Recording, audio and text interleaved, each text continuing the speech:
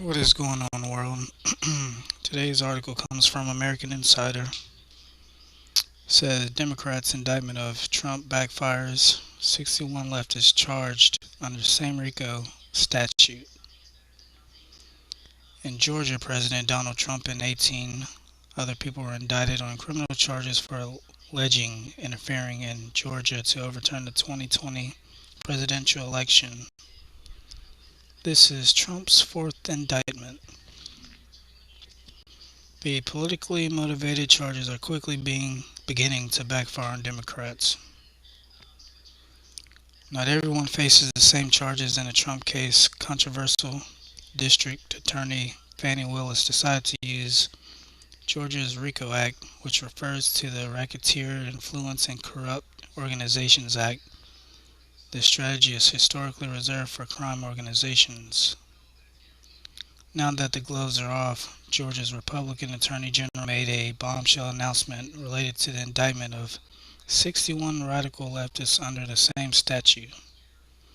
Following a state investigation, Republican Attorney General Chris Carr said violent and militant left-wing anarchists carried out a planned attack on a police and firefighter training facility in Atlanta, Georgia, or Atlanta area.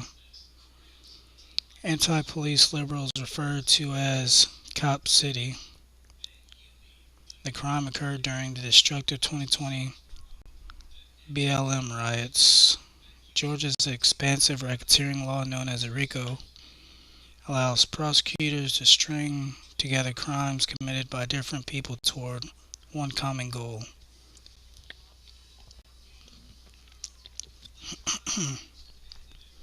In Trump's case, prosecutors will not show that Trump himself did anything wrong.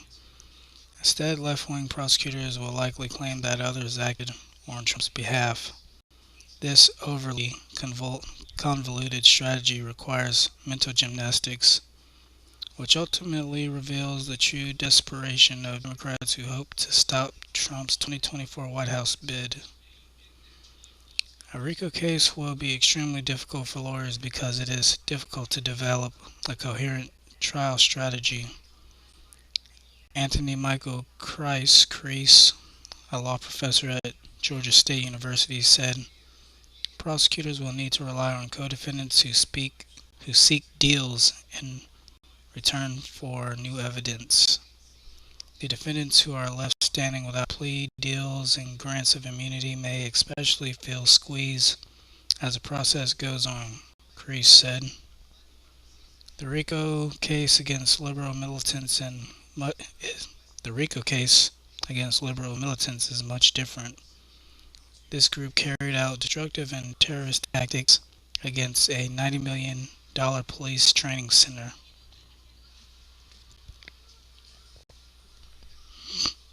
Republican Georgia Governor Brian Kemp said domestic terrorism will not be tolerated in the state. We will not rest until those who use violence and intimidation for an extremist end are brought to justice. Carr said, "We're not Oregon, we're not California, we're not Washington. You cannot come to our state, break our laws, throw rocks at buildings, damage property, and shoot police officers. You can and will be charged, and that's exactly what we're doing," Carr added.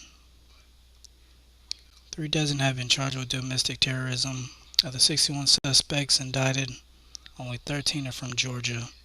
Many of the left-wing radicals traveled from other states in order to participate in a coordinated attack. 3 people are facing felony intimidation charges. The group notoriously distributed flyers accusing a state trooper of being a murderer for killing a violent extremist.